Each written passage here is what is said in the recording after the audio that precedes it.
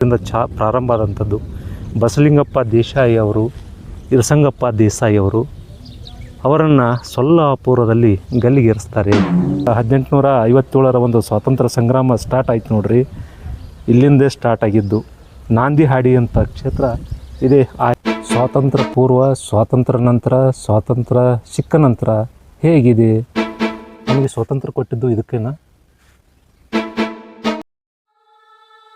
ಭಾರತ ಮಾತೆಯ ಸಂಕೋಲೆ ಬಿಡಿಸಲು ಮನೆ ಮಠಗಳನ್ನು ತೊರೆದರು. ಹಸಿವೆ ನಿದ್ರೆ ಇಲ್ಲದೆ ಓಡಾಡಿದರು.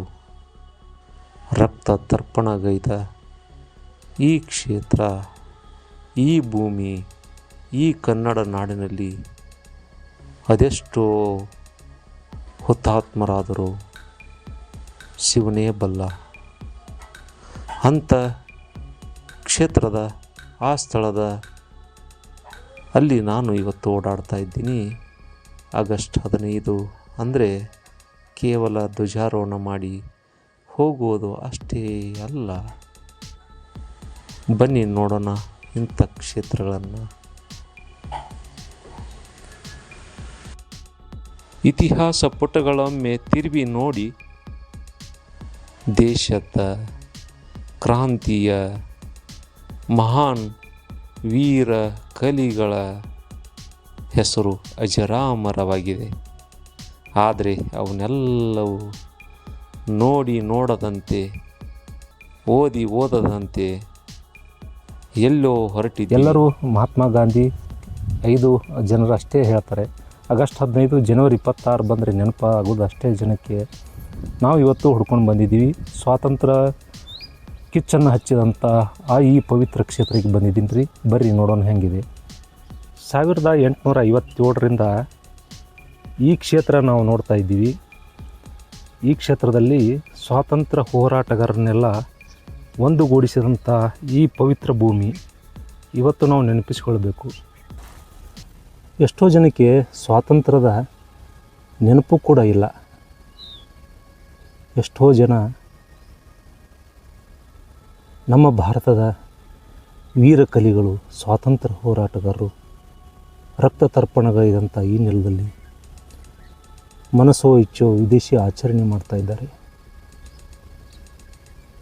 ಅವರು ಇದಕ್ಕಾಗಿ ಕೊಟ್ರ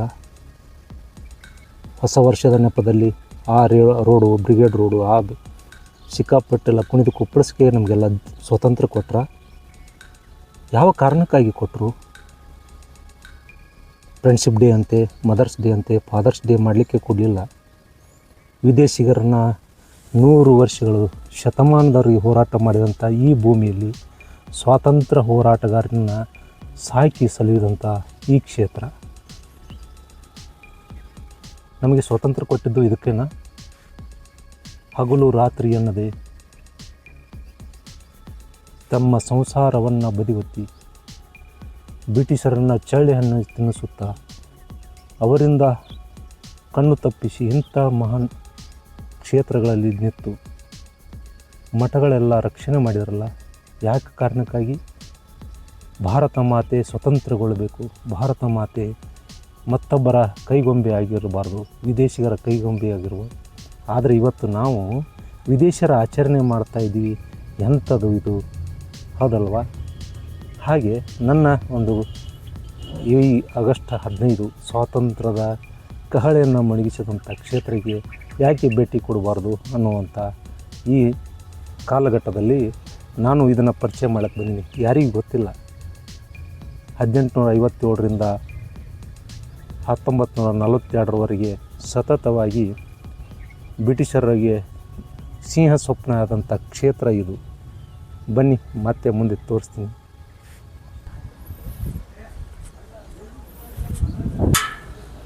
ಇದು ಕ್ಷೇತ್ರ ಆಹೇರಿ ಶ್ರೀಮದ್ ಅಲ್ಲಮ ಪ್ರಭುದೇವರ ಬೆಟ್ಟ. ಬಿಜಾಪುರದಿಂದ ಅಲಿಯಾಬಾದ್ ರೋಡ್ದಿಂದ ಸುಮಾರು 24 ಕಿಲೋಮೀಟ್ರ್ ನಾವು ಬಂದಿದ್ರಿ. ಸೊ ಸ್ವಾತಂತ್ರ್ಯ ಹೋರಾಟಗಾರರು ಹೆಂಗೆ ಬಂದಿರ್ಬೋದು ರೀ? ಯಾವ ಬಸ್ಸಿನ ಸೌಕರ್ಯ ಇಲ್ಲ, ಏನೂ ಇಲ್ಲ. ಯಾಕೆ ಇದನ್ನು ಪ್ರಭುದೇವರ ಬೆಟ್ಟನ ಆಯ್ಕೆ ಮಾಡ್ಕೊಂಡ್ರಂದರೆ ಬ್ರಿಟಿಷರು ಬರುವಂಥ ಎಲ್ಲವನ್ನು ಕಾಣಲಿಕ್ಕೆ ಎತ್ತರವಾದ ಪ್ರದೇಶದಲ್ಲಿ ಪ್ರಭುದೇವರು ನೆಲೆಸಿ ಹೋದರು ಶರಣರು. ಅವರ ನಂತರ ಬಂದರೆ ಶಿವಯೋಗಿ ಶಿವಲಿಂಗ ಯೋಗಿಗಳು ಅಂತೇಳಿ ಇಲ್ಲಿ ನೆಲೆಸ್ಯಾರ. ಅವರು ಕೂಡ 1947 ಸ್ವಾತಂತ್ರ್ಯ ಸಂಗ್ರಾಮದಲ್ಲಿ ಅವರು ಕೂಡ ಇದ್ದರು. ಪರಮ ಪೂಜ್ಯರ ದರ್ಶನಕ್ಕಾಗಿ ನಾನು ಇವತ್ತು ಬಂದಿದ್ದೀನಿ. ಅವರು ಮಾತಾಡ್ತಾರೋ ಅಥವಾ ಇಲ್ಲೋ ಗೊತ್ತಿಲ್ಲ. ವಯಸ್ಸು 100 ಶತಾಯುಷಿ ಆಗ್ತಾ ಇದ್ದಾರೆ.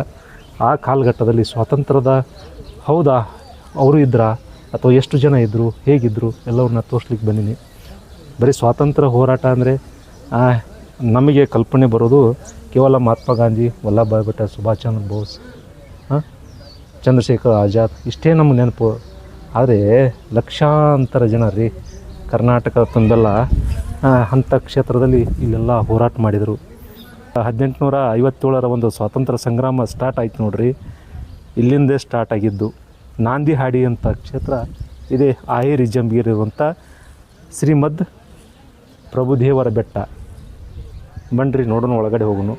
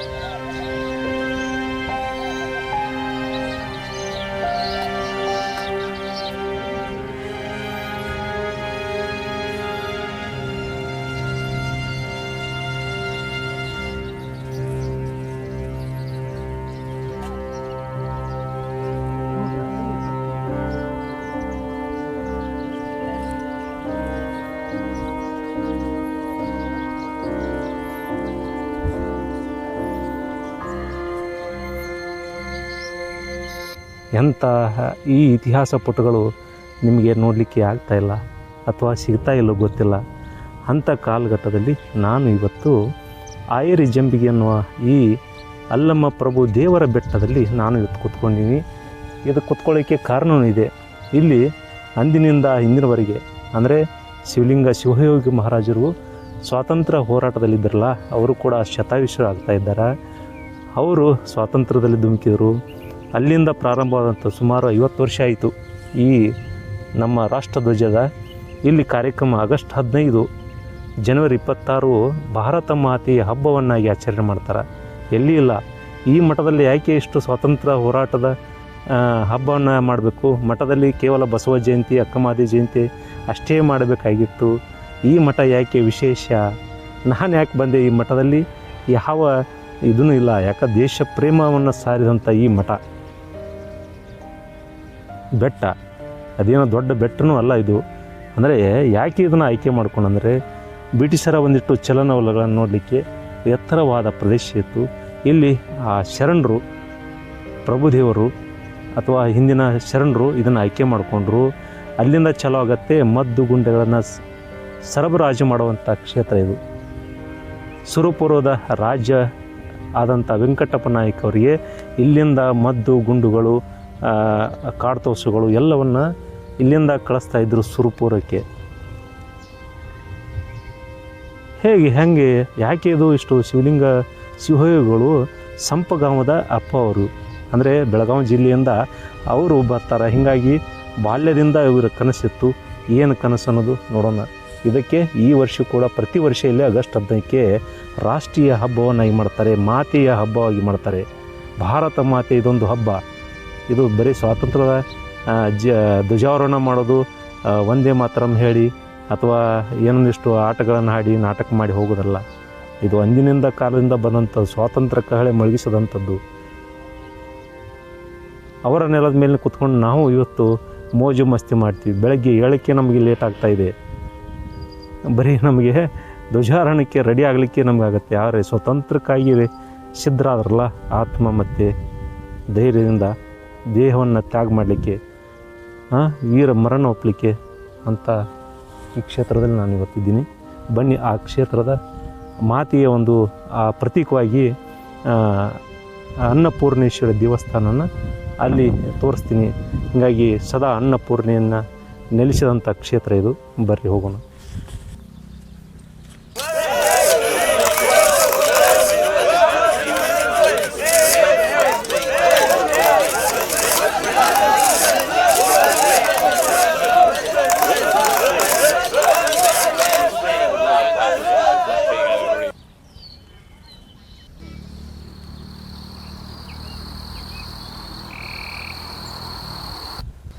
ಸ್ವಾತಂತ್ರ್ಯ ಸಿಕ್ಕಿದ್ದು ಕೇವಲ ಮಹಾತ್ಮರ ಅಷ್ಟೇ ಅಲ್ಲ, ಮಹಾತ್ಮರ ಹಿಂದೆ ಸಾವಿರಾರು ಲಕ್ಷಾಂತರ ಜನ, 3 ಲಕ್ಷನೋ 4 ಲಕ್ಷನೋ 10 ಲಕ್ಷನೋ ಹುತಾತ್ಮರಾದರು, ವೀರ ಮರಣ ಅಪ್ಪಿದರು. ಅವ್ರ ಹೆಸರು ಕೂಡ ನೆನಪಿಲ್ಲ. ಆದರೂ ಕೂಡ ಹುಡುಕಿ ಹೊರಟಿದ್ದೀನಿ ರೀ. ನಾವಿವತ್ತು ನಮ್ಮ ಬಿಜಾಪುರದ ಅತಿ ಸಮೀಪ ಇರುವಂಥ ಗ್ರಾಮ ಅಥವಾ ಬೆಟ್ಟ, ಪ್ರಭುದೇವರ ಬೆಟ್ಟದಲ್ಲಿ ನಾನು ಇವತ್ತಿದ್ದೀನಿ. ಅಂದರೆ ಮದ್ದುಗುಡ್ಡಗಳನ್ನು ಹೇಗೆ ಸಂಗ್ರಹ ಮಾಡ್ತಿದ್ರು, ರಹಸ್ಯ ಮಾತುಕತೆ ಇಲ್ಲಿಂದ ಸ್ಟಾರ್ಟ್ ಆಗಿತ್ತು. 1857 ಇದೇ ಸ್ಥಳದಲ್ಲಿ ಗುಪ್ತ ಸಮಾಲೋಚನೆ ನಡೀತಾ ಇತ್ತು. ಒಂದೊಂದು ಟೈಮ್ದಲ್ಲಿ ಬ್ರಿಟಿಷರನ್ನ ಸಂಚು ಹಾಕಿ ದೊಡ್ಡ ಅಧಿಕಾರಿಗಳನ್ನು ಮಟಾಶ್ ಮಾಡಿದಂಥ ಸ್ಥಳ ಇತಿಹಾಸ ದಾಖಲೆ ಹೇಳುತ್ತೆ, ನಾನು ಹೇಳ್ತಾ ಇಲ್ಲ. ವಿರಸಂಗಪ್ಪ ದೇಸಾಯಿ ಮತ್ತು ಬಸಲಿಂಗಪ್ಪ ದೇಶಾವರನ್ನ ಯಾವಾಗ ಗಲ್ಲಿಗೇರಿಸಿದ್ರು ಮತ್ತಷ್ಟು ಚುರುಕುಗೊಂಡಿತು ಈ ಹೋರಾಟ.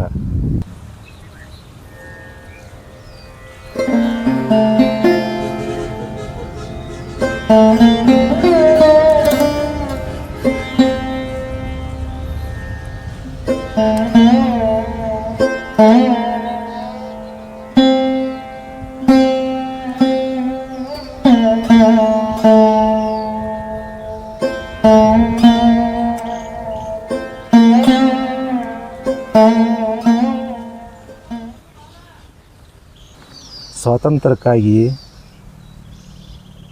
ಬ್ರಿಟಿಷರನ್ನು ಬಗ್ಬಡ್ಲಿಕ್ಕೆ ಒಬ್ಬರಿಂದ ಸಾಧ್ಯವಾದ ಮಹಾತ್ಮ ಗಾಂಧಿಯವರು ಬಂದ ನಂತರ ಈ ಅಪ್ಪನವರು ಅಂದರೆ ಶರಣರು, ಶಿವಯೋಗಿ ಅಂತ ನಾವು ಕರಿತೀವಿ, ಸಂಪಗಾಮದಲ್ಲಿ ಜನಿಸ್ತಾರೆ.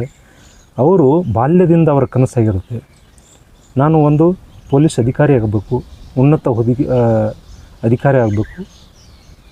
ಅದು ಆಗದೇ ಇದ್ದಾಗ ಭಾರತೀಯ ಸೈನ್ಯದಲ್ಲಿ ನಾನು ಸೇರಬೇಕು, ಇಲ್ಲ ಸನ್ಯಾಸಿ ಆಗಬೇಕಂತ ಬಾಲ್ಯದಿಂದ ಕನಸು ಕಂಡಾಗ ಗಾಂಧೀಜಿಯವರ ಒಂದು ಪ್ರೇರಣೆ ಅವ್ರು ನೋಡಿದ ತಕ್ಷಣ ಅವರು ಕೊನೆಯದಾಗಿ ಆಯ್ಕೆಯಾಗಿದ್ದೇ ಸನ್ಯಾಸಿತ. ಆಮೇಲೆ ನೋಡಿ ದೇಶ ಪ್ರೇಮದ ಆ ಕಿಚ್ಚು ಹಾಗೆ ಉಳ್ಕೊಂಡು ಬಿಟ್ಟಿತ್ತಲ್ಲ, ಅಲ್ಲಿಂದ ಇಲ್ಲಿವರೆಗೆ 1942ರಿಂದ 47ರವರೆಗೆ ಬಹುಮುಖ್ಯ ಪಾತ್ರ ವಹಿಸಿದವರು ಈ ಮಠದ ಪ್ರಭುದೇವರ ಬೆಟ್ಟದ ಪರಮ ಪೂಜ್ಯರು. ಹೀಗಾಗಿ ನಮ್ಮ ಸುರಪುರದ ರಾಜ್ಯರಿಗೆಲ್ಲ ಮದ್ದು ಗುಂಡುಗಳು ಎಲ್ಲವನ್ನು ಮಾಡ್ತಾಯಿದ್ರು. ಸ್ವಾತಂತ್ರ್ಯ ಹೋರಾಟಗಾರನ್ನ ಎಲ್ಲವನ್ನು ಇಲ್ಲೆಲ್ಲ ಅಡಗಿಸಿ ಇಟ್ಕೊಂಡಿದ್ರು.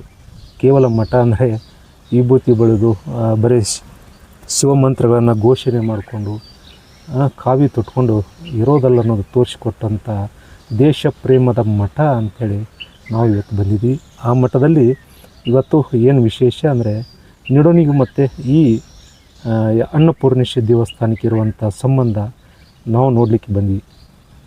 ಸುಮಾರು 17 ಎಕರೆ ಜಮೀನು, 18 ಎಕರೆ ಜಮೀನಲ್ಲಿ ವಿಸ್ತಾರವಾದಂಥ ಪ್ರಭುದೇವರ ಬೆಟ್ಟವನ್ನು ಇಲ್ಲಿ ಆಯ್ಕೆ ಮಾಡಿಕೊಂಡು ಅಲ್ಲಿಂದ ಇಲ್ಲಿವರೆಗೆ ಕೃಷಿ ಮಾಡುತ್ತಾ ಬಂದಂಥ ಭಕ್ತರಿಗೂ ಸ್ವಾತಂತ್ರ್ಯ ಹೋರಾಟಗಾರನು ಎಲ್ಲವನ್ನು ಸಂತೈಸಿದಂಥ ಕ್ಷೇತ್ರ, ರಕ್ಷಿಸಿದಂಥ ಕ್ಷೇತ್ರ ಇದೇ ಪ್ರಭುದೇವರ ಬೆಟ್ಟ ಆಯರಿ ಜಂಬಿಗಿ.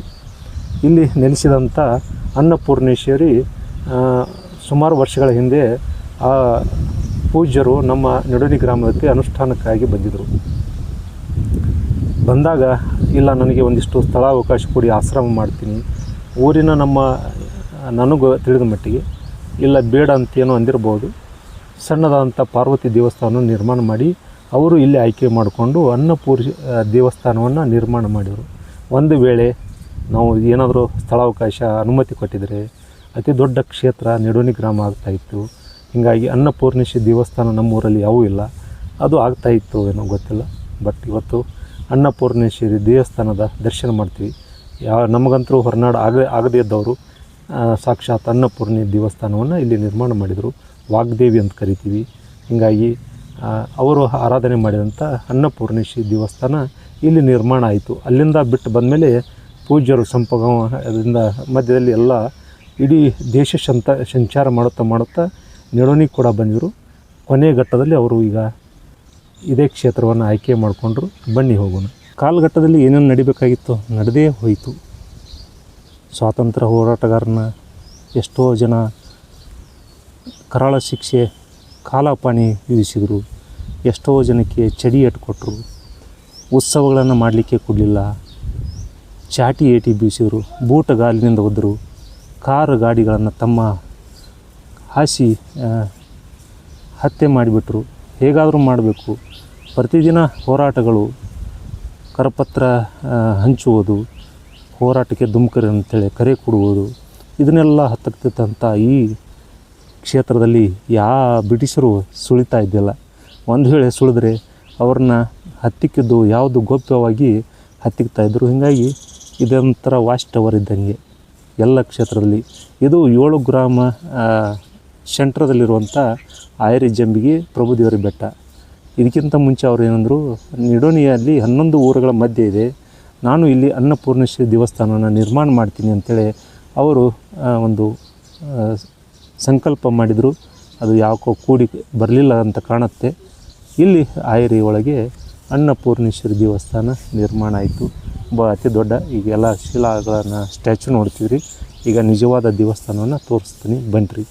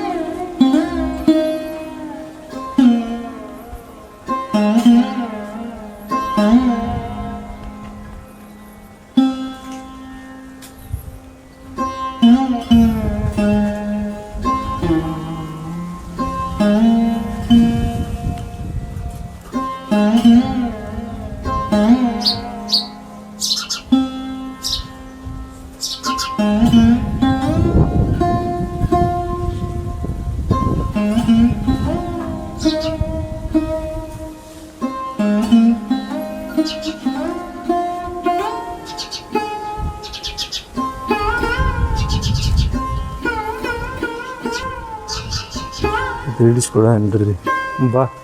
ಬಾರೋ ಆಗಲೇ ಬಿಡ್ತೀನಿ. ಯಾಕೆ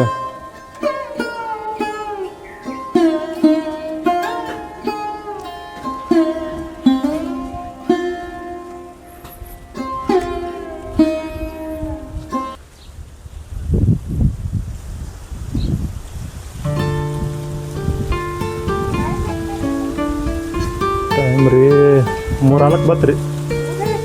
ಹಾಂ 15 ನಿಮಿಷ ಇಲ್ಲ.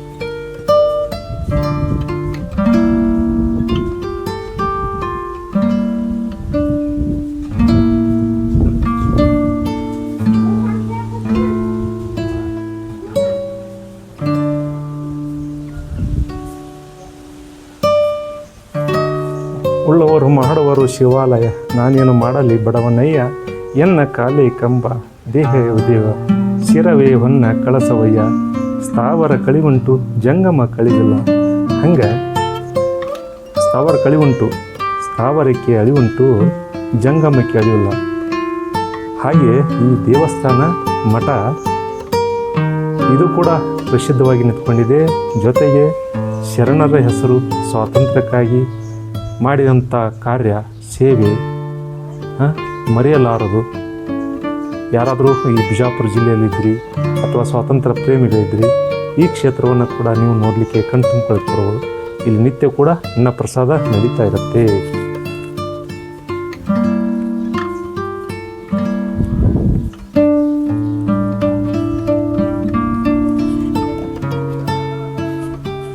ಇದುವೇ ಅನ್ನಪೂರ್ಣೇಶ್ವರಿ ದೇವಸ್ಥಾನ, ಆಯರಿ ಜಂಬಿ.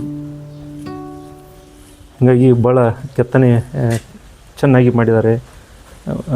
ಹಳೆ ಕಾಲದ ಒಂದು ಶೈಲಿಯಲ್ಲಿ ಕೆತ್ತನೆ ಮಾಡಿದ್ದಾರೆ. ಬನ್ರಿ ದರ್ಶನ ಮಾಡೋಣ. ತಾಯಿ ಭಾರತ ಮಾತೆ, ತಾಯಿ ಅನ್ನಪೂರ್ಣೇಶ್ವರಿ, ಶಮೆ ದಮೆ ಹಿಂಗೆ ಕರಿತೀವಿ.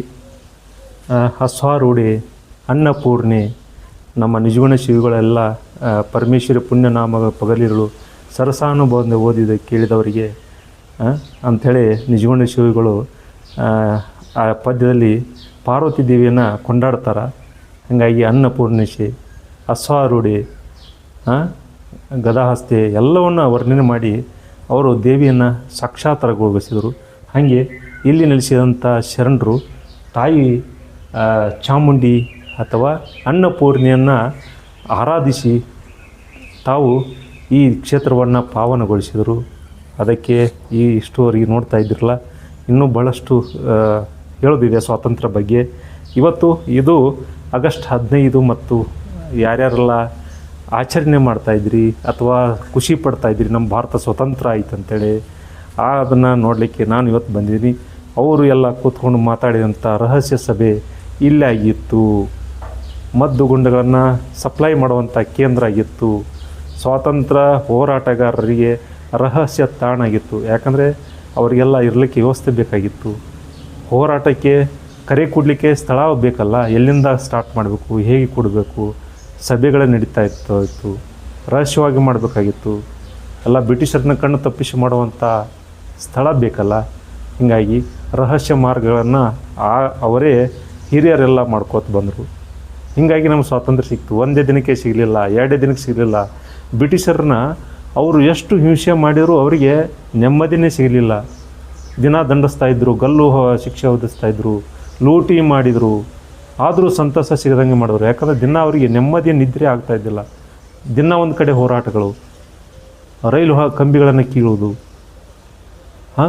ಅಲ್ಲಿ ಬೆಂಕಿ ಹಚ್ಚೋದು, ಕಚೇರಿಗಳ ಧ್ವಂಸ ಮಾಡೋದು, ಹಡಗು ಮಾರ್ಗ, ರೈಲು ಮಾರ್ಗಗಳನ್ನೆಲ್ಲ ತಟಸ್ಥ ಮಾಡ್ತಾಯಿದ್ರು. ಇವರಿಗೆ ವಿಪರೀತ ಕೋಪ ಬರ್ತಾಯಿತ್ತು. ಹೋರಾಟಗಾರರನ್ನ ಜೈಲಿಗೆ ಹಾಕ್ತಾಯಿದ್ರು, ಗಲ್ಲಿಗೇರಿಸ್ತಾಯಿದ್ರು. ಎಷ್ಟಂತ ಹಾಕ್ತಾರೆ, ಇರೋರಿಷ್ಟೇ. ನಮ್ಮ ಪ್ರಜೆಗಳನ್ನು ಬಳಸಿ, ನಮ್ಮ ಜನರನ್ನೇ ಬಳಸಿ ಸೈನಿಕರನ್ನು ಮಾಡಿಕೊಂಡು ನಮ್ಮನ್ನೇ ಹತ್ತಿಕ್ಕಿ ಹೋದರು. ಕಡೆಗೆ ಡಿವೈಡ್ ಆ್ಯಂಡ್ ರೂಲ್ ಮಾಡ್ಕೊಂಡು ಹೋದರು. ನಮ್ಮನ್ನು ಇಬ್ಬಾಗಿ ಮಾಡಿ ಹೋದರು. ಜಾತಿ ವ್ಯವಸ್ಥೆಯನ್ನು ಮಾಡಿ ಹೋದರು. ರಾಜಕೀಯದಲ್ಲಿ ದೊಂಬರಾಟ ಮಾಡಿ ಹೋದರು. ಆದರೂ ನಾವು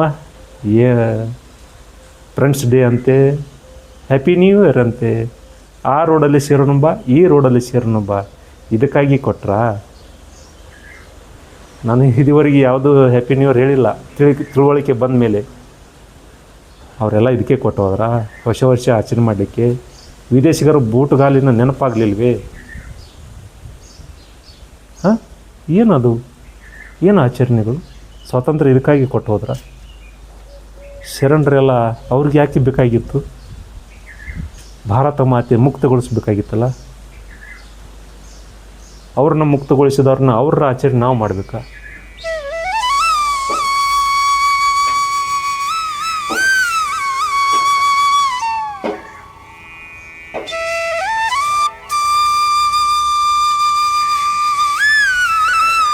ಅಪ್ಪರ ಗುರುಗಳ ಹೆಸರು ಏನ್ರಿ?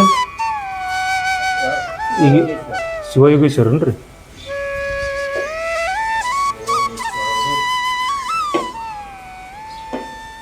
ಇರಲ್ಲ ಇಲ್ಲಿ ಶಿವಯೋಗೇಶ್ವರ, ಶಿವಯೋಗೇಶ್ವರ ಅಂತೇಳಿ ಕರಿತೀವಿ. ಶಿವಲಿಂಗೇಶ್ವರನು ಅಂತೇಳಿ ಒಬ್ರು ಕರಿತಿದ್ರು, ಗೊತ್ತಿಲ್ಲ. ಶಿವಯೋಗೇಶ್ವರ ಅವರು ಸಂಪಗಾವನ್ನ ತೊರೆದು ಇಲ್ಲಿ ಬರ್ತಾರ. ಅವರು ಸಾಕಷ್ಟು ತಮ್ಮ ಜೀವಿತಾವಧಿಯನ್ನು 100 ವರ್ಷ ಆಯ್ತಲ್ರಿ ಈಗ ಅಜ್ಜಾರಿಗೆ ಅವ್ರಿಗೆ 100 ವರ್ಷ ಆಗಕ್ಕೆ ಬತ್ತು 90 ವರ್ಷ ಆಯಿತು. ಅಂದರೆ ಸ್ವಾತಂತ್ರ್ಯವನ್ನು ನೋಡಿದವರು, ಹೀಗಾಗಿ ಕಣ್ಣಾರ್ಲಿ ಕಂಡವರು ಅವರು ಶಿವಯೋಗೇಶ್ವರರು ಇಡೀ ದೇಶವನ್ನು ಸಂಚಾರ ಮಾಡಿದರು. ಎಲ್ಲ ಕ್ಷೇತ್ರಗಳನ್ನು ತಿರುಗಾಡಿ ಬಂದು ನಿಡೋಣಿ ಗ್ರಾಮಕ್ಕೆ ಬರ್ತಾರೆ. ಇಲ್ಲಿ ನಾನು ಅನ್ನಪೂರ್ಣೇಶ್ವರನ ಸ್ಥಾಪನೆ ಮಾಡ್ತೀನಿ ಅಂತೇಳಿ ನಮ್ಮೂರಾಗಿ ತಿಳ್ಕೊಂಡ್ರು. ಬಟ್ ನನಗೇನೂ ಅಷ್ಟು ಮಾಹಿತಿ ಇಲ್ಲ, ಯಾಕೋ ಗೊತ್ತಿಲ್ಲ. ಶಿವಯೋಗೇಶ್ವರವರು ಈ ಆಯರಿ ಜಂಬಿಗೆಯಲ್ಲಿ ಬಂದು ತಾಯಿ ಮಾತೆ ಜಗನ್ಮಾತೆಯನ್ನು ಸ್ಥಾಪನೆ ಮಾಡ್ತಾರೆ. ನಾವು ಕಳ್ಕೊಂಡಿವೇನೋ ಅನಿಸ್ತದೆ. ಇಲ್ಲಾಂದರೆ ತಾಯಿ ಅನ್ನಪೂರ್ಣೇಶ್ವರಿ ನಮ್ಮೂರಲ್ಲಿ ನೆಲೆಸ್ತಾ ಇದ್ದು ಇಂಥ ಭವ್ಯವಾದ ಮಂದಿರ ನಿರ್ಮಾಣ ಆಗ್ತಿತ್ತೇನಿಲ್ಲ. ಆದರೂ ಇರಲಿ, ಪರವಾಗಿಲ್ಲ, ನಾನು ತೋರ್ಸ್ಲಕ್ಕೆ ಬಂದೀನಿ. ಸ್ವಾತಂತ್ರ್ಯಕ್ಕೆ, ಸ್ವಾತಂತ್ರ್ಯ ಪೂರ್ವ, ಸ್ವಾತಂತ್ರ್ಯ ನಂತರ ಹೇಗಿದೆ ಮತ್ತು ಏನಾಯ್ತು ಅನ್ನೋದು ಎಲ್ಲ ನೀವು ನೋಡಿದ್ದೀರಿ. ಹೀಗಾಗಿ ಹಿರಿಯರು ಕೂಡ ನಮ್ಮ ದರ್ಶನಕ್ಕಾಗಿ ಬಂದಾರ.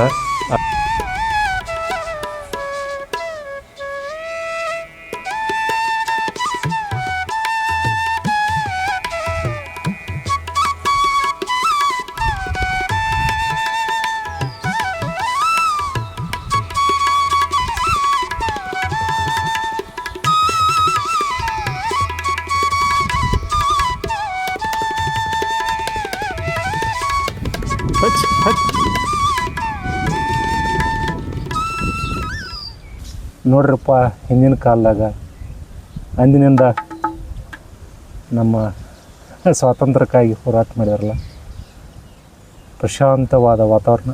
ಸುಮಾರು 17 ಎಕರೆ ಜಮೀನಲ್ಲಿ ಪರಮ ಪೂಜ್ಯರು ಶಿವಯೋಗೇಶ್ವರರು ಸಂಪಗಾವನ್ನು ತೊರೆದು, ಬೆಳಗಾವಿ ಜಿಲ್ಲೆಯನ್ನು ತೊರೆದು ಇಲ್ಲಿ ಬರ್ತಾರೆ ಸ್ವಾತಂತ್ರ್ಯಕ್ಕಾಗಿ.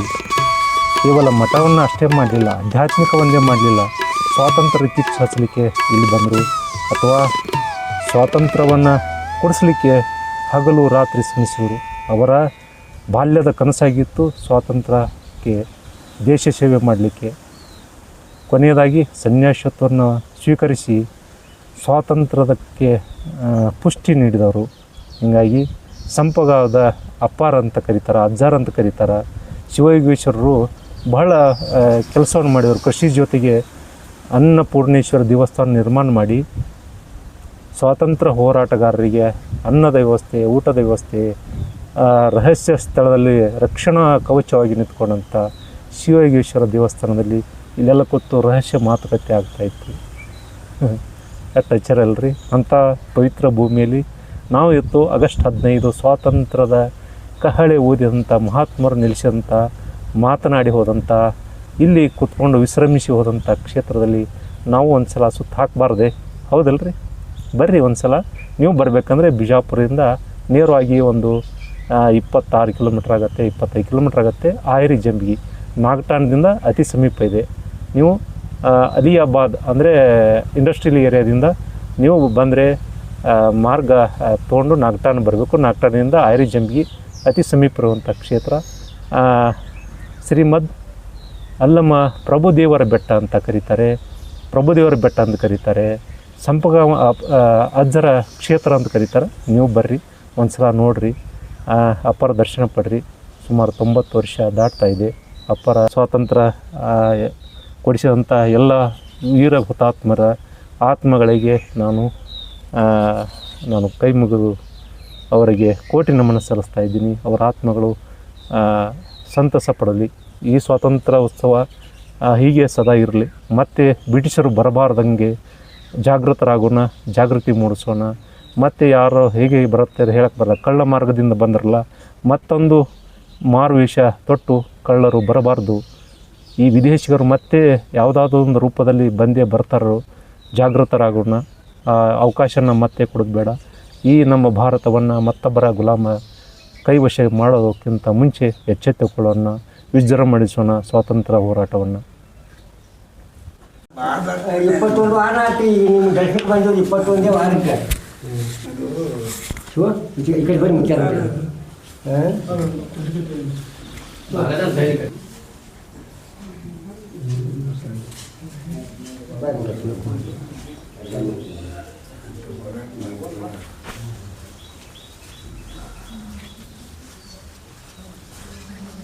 ನೀವು ಪಾರ್ವತಿ ದೇವಿ ಸ್ಥಾಪನೆ ಮಾಡಿದ್ರಲ್ರಿ?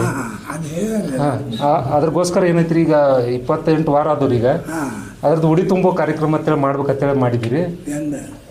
ಈಗ ಶ್ರಾವಣದಾಗ ರೀ, ಅದಕ್ಕೆ ನಿಮ್ಮ ಅನುಮತಿ ತೊಗೊಂಡಂಗೆ ಅಥವಾ ದರ್ಶನ ಪಡ್ದಂಗೆ.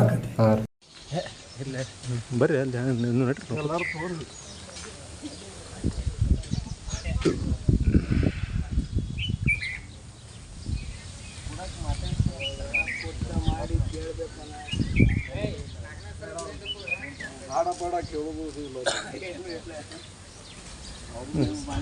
ಏನವ್ರಿ ಇವ್ರ